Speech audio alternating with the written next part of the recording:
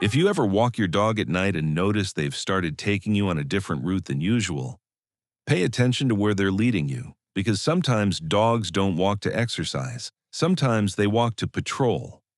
And sometimes what they're patrolling against is something you were never supposed to see.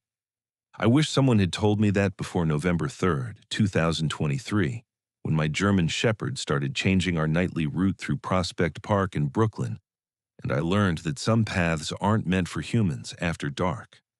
I'm an ER nurse. I work the 3 to 11 shift at Brooklyn Methodist Hospital.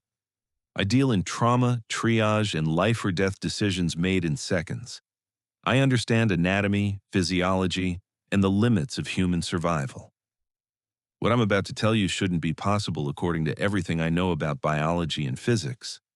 But I have the collar, and I have the photos my phone took automatically, and I have the scar on my ankle where something that wasn't quite a hand tried to pull me off the path. I adopted Max from a shelter in August of 2023. 3-year-old German Shepherd. Previous owner had died. No other information available.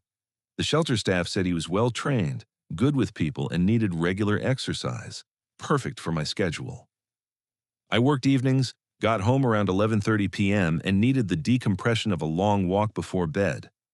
Max needed exercise. We were a perfect match. Our routine was simple. I'd get home, change into comfortable clothes, leash Max, and walk the perimeter of Prospect Park. About 3 miles, 45 minutes. The park was safe enough at night. Well-lit paths, regular police patrols, other dog walkers, nothing concerning. Max was an ideal walking companion. Never pulled on the leash, never barked at other dogs, never veered off the path. Just steady, focused walking. Like he'd done this route 1,000 times before, which I suppose he probably had. For the first 2 months, everything was routine.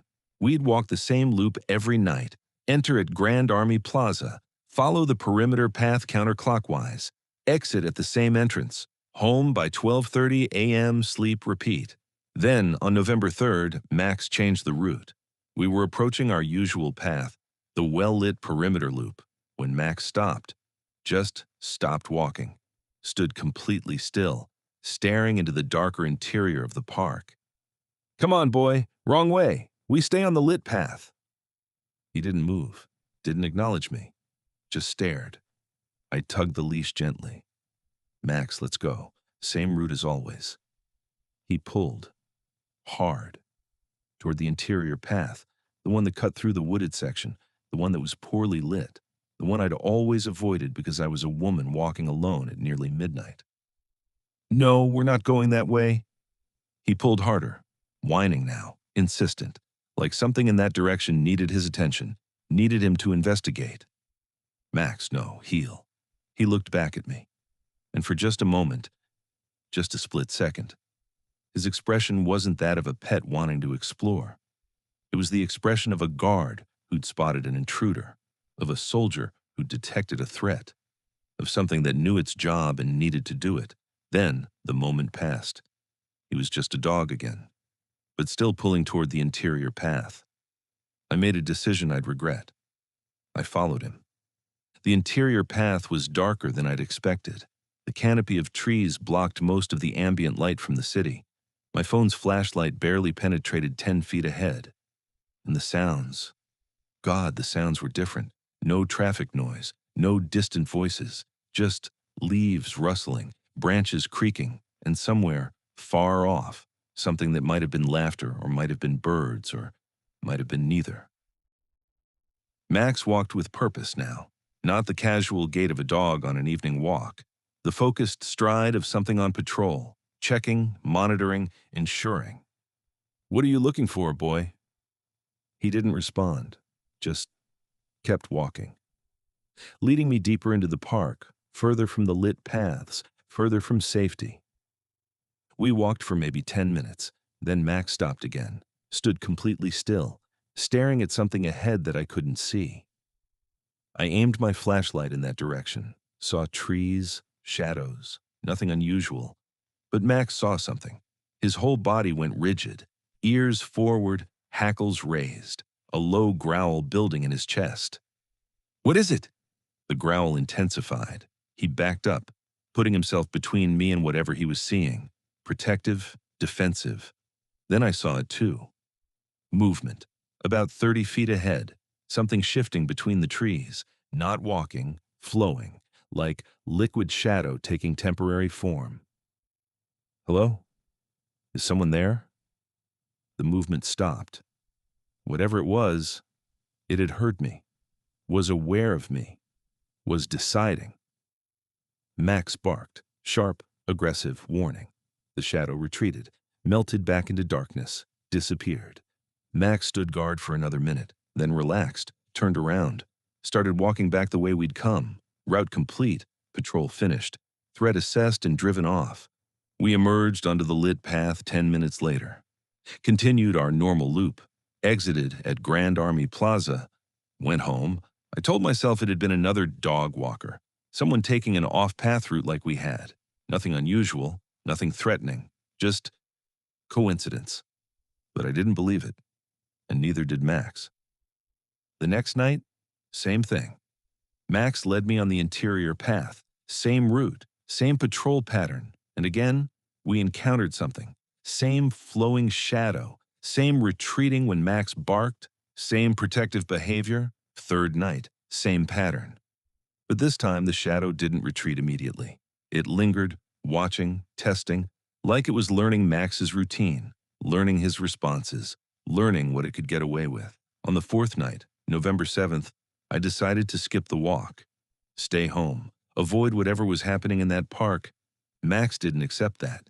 He paced, whined, scratched at the door, became increasingly agitated, like he had a job to do and I was preventing him from doing it. It's just one night, boy. We'll walk tomorrow. He barked, insistent, desperate. I tried to settle him, gave him treats, turned on calming music, tried to tire him out with indoor play. Nothing worked. He needed to walk, needed to patrol, needed to do whatever it was he'd been doing for years before I adopted him. At 1 a.m., I gave in, leashed him, headed to the park. The moment we entered Prospect Park, Max pulled toward the interior path, even more urgent than usual, like we were late, like something had happened during our absence, like the patrol had been missed and there were consequences. We followed the now familiar route, deeper into the wooded section, darker, quieter, more isolated, and this time the shadow wasn't alone. There were three of them. Or maybe it was one shadow split into three parts. Hard to tell. They moved independently but synchronized, flowed between trees with purpose, deliberate. Max stopped, positioned himself between me and them, growled. The shadows approached, closer than before, testing boundaries, seeing how close they could get before Max reacted. I pulled out my phone, tried to take a photo, document what I was seeing, prove I wasn't hallucinating from exhaustion or stress. The flash went off, bright, sudden, illuminating, and in that brief moment of light, I saw them clearly. They weren't shadows. They were people, or had been people, or were something wearing the shape of people. Tall, impossibly thin, with joints that bent wrong and faces that were almost right but not quite, like masks that didn't fit properly, like costumes made by something that had never actually seen a human up close. The light faded. They were shadows again, flowing, shapeless, wrong. Max barked, aggressive, territorial, stepping forward instead of back, asserting dominance, claiming the path. The shadows retreated, melted into the trees, disappeared. But before they vanished completely, one of them spoke. The voice came from everywhere and nowhere, inside my head and outside simultaneously. The dog knows. The dog remembers. The dog keeps the boundary. But dogs die. Dogs get adopted. Dogs leave. And when the dog is gone, what keeps the boundary then? I need you to understand something before I continue. I'm not a superstitious person. I don't believe in ghosts or demons or parallel dimensions. I believe in concrete reality, in things I can see and touch and treat. But standing there in the darkness of Prospect Park, listening to something that shouldn't exist, talk about boundaries and dogs and keeping things separated, I couldn't rationalize it away, couldn't explain it as stress or exhaustion or misperception. This was real. Max's previous owner had trained him for this, had walked this route every night, had kept whatever these things were from what? From leaving the wooded areas, from reaching the lit paths, from accessing the city beyond. And when the previous owner died, Max had been given to a shelter, had waited, had needed to be adopted by someone who would continue the routine, continue the patrol, continue the boundary maintenance. Me. How long has this been happening? I asked the darkness. The voice returned. Since the park was built, since humans carved spaces into the wild, since boundaries were drawn, something must patrol the edges, must keep the divided separate. The dog serves, has always served, will always serve, until it can't. And then we cross. We flow. We inhabit. We become. Your city is built on our territory. Your lights push back our darkness, but darkness always returns, always waits, always tests the boundaries. The dog is all that prevents the testing from becoming crossing. Max barked again. The shadows retreated further. I understood then. Max wasn't my dog. I was his handler, his support system, his means of continuing a job that had been passed down through generations, through owners who died or moved or gave him up, through shelters who unwittingly facilitated the transfer, through adoption processes that ensured someone would continue walking him every night at the same time on the same route. The patrol wasn't optional, it was essential, and I'd been recruited into something I didn't understand and couldn't escape. I kept walking Max, every night, same route, same time, same patrol pattern. The shadows appeared regularly now, sometimes 3, sometimes more. Sometimes they'd try to approach, test the boundaries, see how close they could get before Max drove them back. And Max always drove them back, always defended the path, always maintained the separation. But he was getting older. 3 years old when I adopted him. That meant he'd been doing this since he was young. Meant he'd had multiple owners. Meant the job was wearing on him. I started noticing signs. He was slower on our walks, less aggressive in his barking, more tired afterward. The patrol was taking its toll. On November 23rd, we encountered the largest gathering yet. 7 shadows, all testing the boundaries simultaneously, all pushing, all trying to cross. Max held them back, but barely. He was exhausted afterward, limping, struggling. "How much longer can you do this?" I asked him. He looked at me with those intelligent eyes, eyes that understood more than a dog should, eyes that carried the weight of years of service, years of protection, years of maintaining a boundary that humans didn't know existed. And I saw the answer. Not much longer. What happens when you can't? When you're too old or too tired or too sick? The shadows answered. We cross, we inhabit, we spread. Your city becomes ours, your light becomes our darkness, your people become our territory. The boundary fails, the separation ends, everything merges. There has to be another way, another dog, another guardian, another. There is no other way, no other dog trained for this, no other guardian prepared, just him, just the patrol, just the routine. And when it ends, they didn't finish the sentence, didn't need to. I took Max to the vet on November 25th, wanted a full checkup, wanted to know how much time we had, how long he could continue the patrol. The vet found arthritis, hip dysplasia, early-stage kidney disease. He estimated Max had maybe 2 years left, 3 at most. Then his quality of life would decline. Then euthanasia would be the humane choice. 2 years. Maybe 3. 2 to 3 years of nightly patrols, of holding back shadows, of maintaining boundaries, of preventing something incomprehensible from crossing into human territory. And then what? I started researching, looking for information about Prospect Park, about its history, about why it might be built on something that needed boundaries, needed separation, needed guardianship, Found old maps.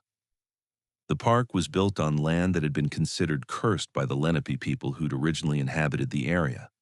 They'd avoided it, called it a thin place, a spot where the barrier between worlds was fragile, where things from somewhere else could push through if not actively prevented.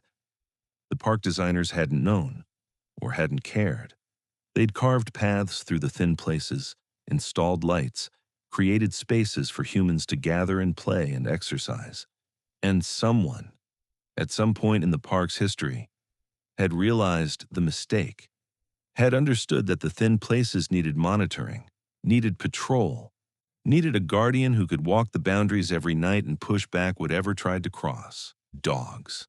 Dogs were the solution, because dogs could see them, could sense them, could drive them back without needing to understand what they were or why they existed.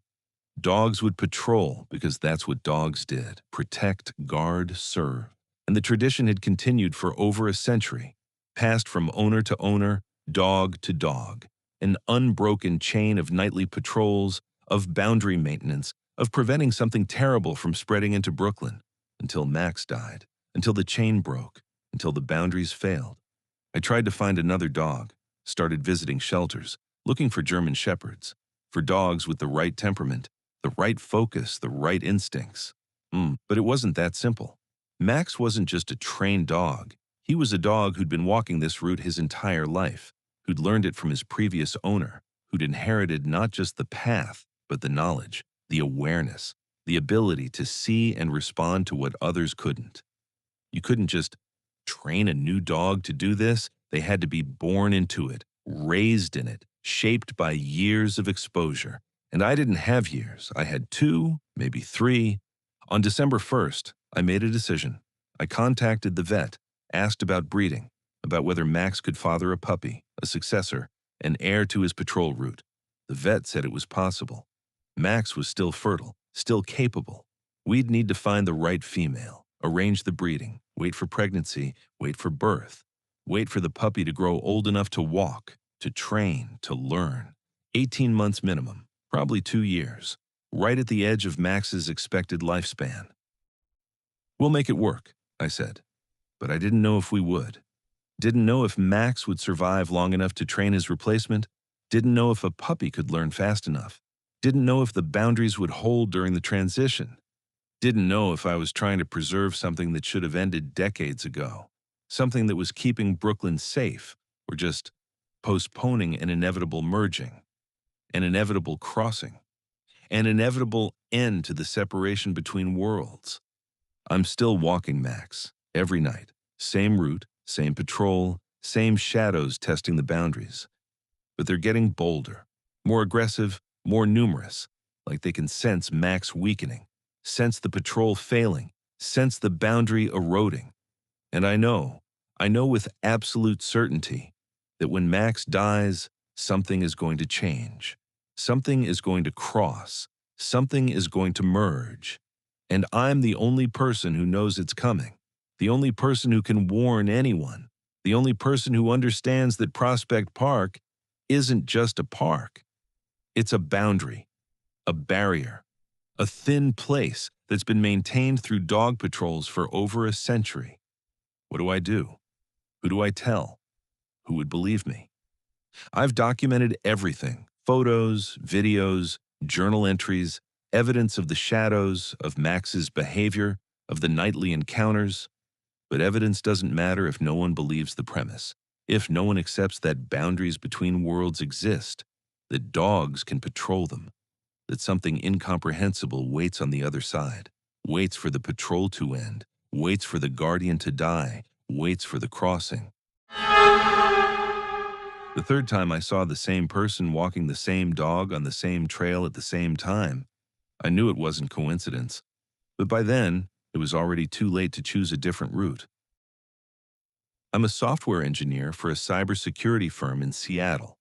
I work remotely, set my own hours, and maintain a routine that helps manage my ADHD. Part of that routine is walking my border collie Luna every evening at exactly 6 p.m. through Discovery Park. Same time, same trail, same 45-minute loop. Routines are comfortable, predictable, safe, until you realize you're not the only one following them.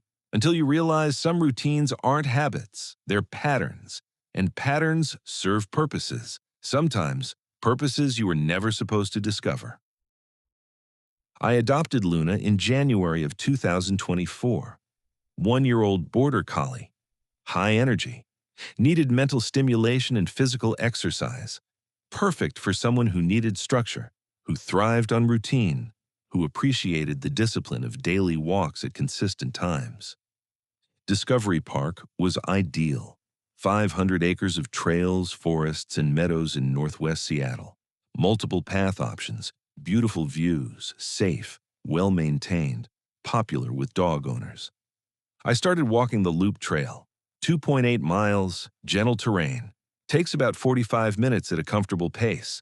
I'd leave my apartment at 5:45 p.m., drive to the north parking lot, start walking at exactly 6 p.m. Same every day, same route, same schedule. Luna loved it. She'd pull toward the trailhead the moment we arrived, eager, excited, ready to explore. But after the first week, after she'd learned the route, something changed. She stopped exploring, started focusing, walking with purpose rather than playfulness, like the trail wasn't recreation, like it was responsibility. I noticed other regular walkers, people who kept the same schedules I did. 6 p.m. departure, Loop Trail, 45-minute walk. We'd nod, exchange pleasantries, sometimes comment on the weather or our dog's behavior. Standard dog walker small talk. There was one man I saw every single day, mid-50s, graying beard, walking a golden retriever named Cooper. We'd pass each other at the same spot every time, about 20 minutes into the walk, right at the fork where the Loop Trail intersected with the beach trail. "Evening," he'd say. "Evening," I'd reply. Same exchange, every day. So consistent it became automatic, routine. After 3 weeks, I realized something odd. We always passed at the exact same location. Not approximately the same. Exactly the same. Down to the meter. Like we were both walking at precisely calculated speeds designed to ensure our intersection occurred at that specific point. I tested it. Walked faster one day. We still met at the same spot, like he'd adjusted his pace to compensate, to maintain the timing. I walked slower the next day. Same result. Same location. Same timing. On the third test, I stopped completely about 100 meters before our usual meeting point. Pretended to let Luna investigate something off the trail. Waited. The man appeared. Walking at his normal pace, approaching, getting closer. He should have passed me by now. Should have continued on his route while I was stopped. But instead, he stopped too. Exactly 20 meters away. Stood there with Cooper, looking at me with an expression that wasn't friendly or concerned. Was evaluating. Calculating. "You're off schedule," he said, "just letting my dog explore." "You should maintain the schedule. It's important."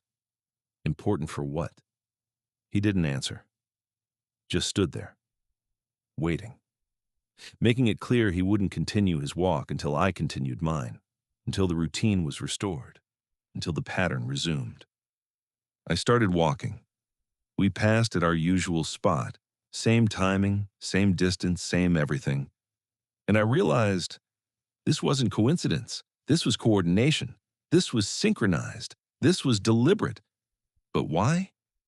I started paying attention to the other regular walkers, counting them, noting their patterns. There were 9 of us, all walking the Loop Trail, all starting at 6 p.m., all completing the circuit in 45 minutes, all intersecting with each other at precise locations, precise times, like gears in a machine, like components in a system, like patrol routes. On February 8th, I tried walking a different trail, took the beach trail instead of the Loop Trail. Different route, different timing, breaking the pattern. Luna resisted, pulled toward the Loop Trail, whined when I led her toward the beach, reluctant, uncomfortable. "It's fine, girl. Just trying something different." We walked the beach trail. Beautiful views, quieter, fewer people, peaceful. But Luna was agitated the entire time. kept looking back toward the loop trail, kept pulling in that direction, like something there needed her attention, needed her presence, needed her to maintain the routine. When we got back to the parking lot, the man with the golden retriever was waiting. Leaning against my car, arms crossed, Cooper sitting calmly beside him. "You broke the pattern. I wanted to try a different trail." "You can't. The pattern must be maintained." "Why?" "Because Discovery Park isn't what you think it is.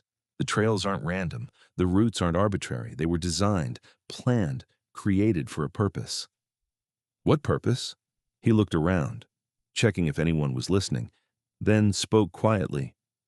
"Containment. The park sits on top of something, something old, something that exists in the spaces between normal reality, something that pushes against the boundaries trying to break through." "That's insane." "Is it? Have you noticed the center of the park? The area none of the trails actually enter? The blank space on the map?" I thought about it. He was right. The loop trail, the beach trail, the north trail. They all circled around a central area, about 40 acres, completely inaccessible. No paths, no markers, just forest, dense, dark, avoided. That's the thin place, where the boundary is weakest, where something wants to push through. And the trails, the walking patterns, the synchronized routes, they're not recreational, they're ritual, they're maintenance. They're the human version of what sacred geometry was supposed to do. Create patterns of movement that reinforce boundaries, that strengthen barriers, that keep what's down there from coming up. You're saying we're, what, magic circle walkers, human runes, living seal? I'm saying we're maintaining a containment system by walking, by keeping the pattern, by ensuring the trails are used at specific times in specific ways. The movement creates energy, resonance, something that shores up the boundary, keeps the thin place from becoming a breakpoint. How do you know this? Because I've been doing it for 17 years, since the previous walker died, since I was recruited, since I learned what would happen if the pattern broke, if the routes weren't walked, if the containment failed. What would happen? He didn't answer, just looked at the forest, at the dark center of the park that no trails entered. "Walk the loop trail tomorrow, 6 p.m. Maintain the pattern. Don't break it again. You'll understand eventually. They all do." He got in his car, drove away, left me standing there wondering if he was crazy or if I'd just discovered something impossible. I researched Discovery Park that night, its history, its creation, its design. The park was built on the site of Fort Lawton, a military base decommissioned in the 1970s. Before that, the land had belonged to the Duwamish people. They'd had a name for it, a name that translated roughly to the watching place or the guarding place, a location where they'd performed ceremonies, maintained traditions, kept something contained. When the military built the fort, they'd unknowingly continued the pattern, regular patrols, scheduled movements, paths walked at specific times, maintaining the containment without understanding what they were containing. And when the fort was decommissioned and converted to a park, the trail system was designed by a landscape architect named Thomas Riley. His notes mentioned unusual specifications, requirements that trails form specific geometric patterns that intersect at calculated points, that create resonance through repeated use. He'd known, or suspected, or been told by someone who knew, and he'd designed the park to continue the containment, to recruit unwitting civilians into the same patrol patterns the military had maintained, the same ceremonial routes the Duwamish had walked. I found an interview with Riley from 1986. One question caught my attention. "Why did you design the trails to avoid the central section of the park?" His answer: "Some places aren't meant to be accessible. Some spaces serve their purpose best when left undisturbed, unwatched, unwalked. The trails define the boundary, the walkers maintain it. What's inside should stay inside." He died in 1992. Heart attack. While walking the loop trail at 6 p.m., maintaining the pattern until his last moment. I went back to the loop trail, 6 p.m., Same routine, same route. The other walkers were there, all 9 of us, moving in our synchronized patterns, intersecting at precise points, maintaining the geometry, reinforcing the boundary. But now I was watching, paying attention, trying to understand the system. Each walker had a dog. Each dog was a specific breed: Border Collie, Golden Retriever, German Shepherd, Australian Shepherd, Labrador, Belgian Malinois, all working breeds, all intelligent, all trainable. And the dogs understood. They walked with purpose, focused, like they knew this wasn't play, wasn't exercise, was something more important. I watched them interact at the intersection points. When 2 walkers passed each other, the dogs would make brief eye contact, communication, acknowledgement, like sentries confirming their sectors were secure, like guards checking in with each other, like a living network maintaining awareness of the entire system. Luna was part of it. She'd look at Cooper when we passed the man with the beard. She'd acknowledge the German Shepherd when we intersected with a woman in her 30s. She'd nod at the Belgian Malinois when a younger man crossed our path. She was communicating, coordinating, reporting, playing her role in the containment, and I was just her transport system, her means of getting to the trail, her handler who didn't understand but facilitated the real work. On February 15th, one of the walkers didn't show up. The woman with the German Shepherd. Her slot in the pattern was empty. Her intersection points unmanned. Her section of the boundary unwatched. The other dogs noticed immediately. Luna became agitated, pulling toward the areas where the woman usually walked, trying to cover her section, trying to compensate for the gap. The man with the beard appeared at my side. "We have a problem. She's not here." I know, which means her section of the boundary is weak, unpatrolled, vulnerable. What do? We adjust, extend our routes, cover her intersections, maintain the pattern as best we can until a replacement is found. A replacement? Someone will adopt her dog. Someone will start walking at 6 p.m. Someone will fall into the pattern. They always do. The system recruits, pulls people in, makes them part of the maintenance whether they understand or not. We extended our walk, added loops, covered the missing woman's route as best we could. Luna understood. She pulled toward the gaps, checked the vulnerable points, did her part to shore up the boundary. But it was imperfect, incomplete. The geometry was off. The resonance was disrupted. The containment was weakened. And in the center of the park, in that dark forest that no trails entered, something noticed. I felt it before I saw it. A presence, an awareness, something vast and ancient and patient, something that had been contained for so long it had almost forgotten what freedom felt like. But now there was a gap, a weakness, an opportunity. It pushed, testing, probing, like a prisoner checking for loose bars, like water seeking cracks in a dam, like darkness testing the strength of light. Luna barked, sharp, aggressive, warning. The other dogs responded, all across the park, all the walkers' dogs, barking in unison, alerting, defending, holding the line. The presence retreated, but not far.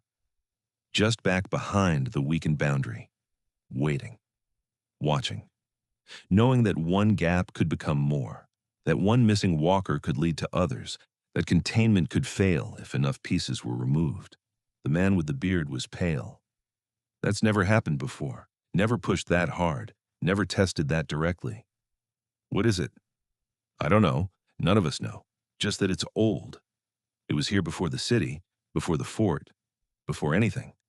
And the Duwamish contained it with ceremony and ritual, and we've maintained that containment with walking and pattern and routine. For how long? Forever. As long as it takes. As long as the trails exist. As long as people walk dogs. As long as the system sustains itself. And if it doesn't? If we fail? He looked at the dark center of the park. Seattle finds out what was here first, what was pushed down and locked away, what's been waiting underneath for centuries, for a chance to rise, to reclaim, to spread. The replacement walker appeared 2 days later, a man in his 20s, new dog owner, just adopted a German Shepherd, needed exercise, liked the loop trail, started walking at 6 p.m. Perfect. The system had recruited him, pulled him into the pattern, made him part of the containment without his knowledge or consent. Within a week, his dog was synchronized with the others, walking with purpose, checking intersections, maintaining the boundary, like it had been bred for this, raised for this, selected by the system itself, and the gaps closed, the geometry restored, the resonance returned, the containment strengthened. The presence in the center of the park went quiet. Stopped testing, stopped pushing, returned to waiting, to patience, to the long game it had been playing for centuries.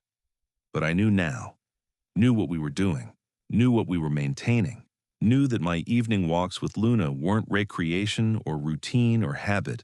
They were duty, responsibility, protection, and I couldn't stop. Couldn't break the pattern, couldn't abandon the trail.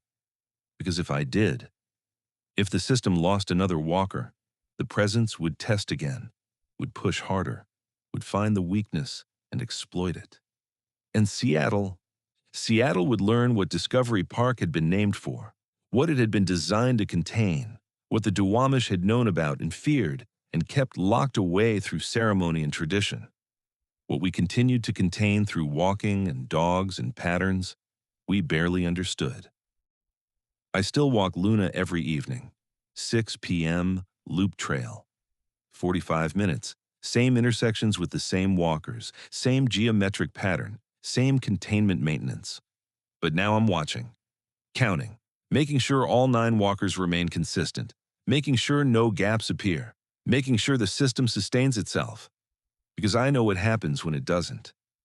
I've felt the presence test the boundaries. I've sensed what waits in the dark center. I've understood that some places are thin not by accident, but by design. That some parks exist not for recreation, but for containment. That some routines aren't habits, but rituals. That some dogs aren't pets, but guardians. And I know that if the pattern breaks, if enough walkers disappear, if the system fails, something is going to emerge from the center of Discovery Park, something that's been waiting, plotting, preparing, something that knows the containment weakens with every missing walker, with every disrupted routine, with every broken pattern, something that's patient, because it's been contained for centuries. What's a few more decades when you're immortal and inevitable? If you're in Seattle and you've been thinking about adopting a dog, if you've been looking for a nice park to walk in, if you're someone who values routine and consistency and showing up at the same time every day, Discovery Park could use another walker. The system is always recruiting. The pattern always needs maintenance. The boundary always requires guardians. Just know what you're signing up for. Know that your evening walks aren't optional. Know that your dog understands more than you do. Know that the routine you build becomes responsibility, becomes duty, becomes your part in maintaining something you'll never fully understand. Know that some trails aren't paths, they're patrol routes, and some parks aren't recreation, they're prisons, and some routines aren't habits, they're locks. And the only thing keeping the door closed is people like you walking dogs at 6 p.m. in geometric patterns that reinforce boundaries between worlds. Welcome to Discovery Park. Please stay on the designated trails.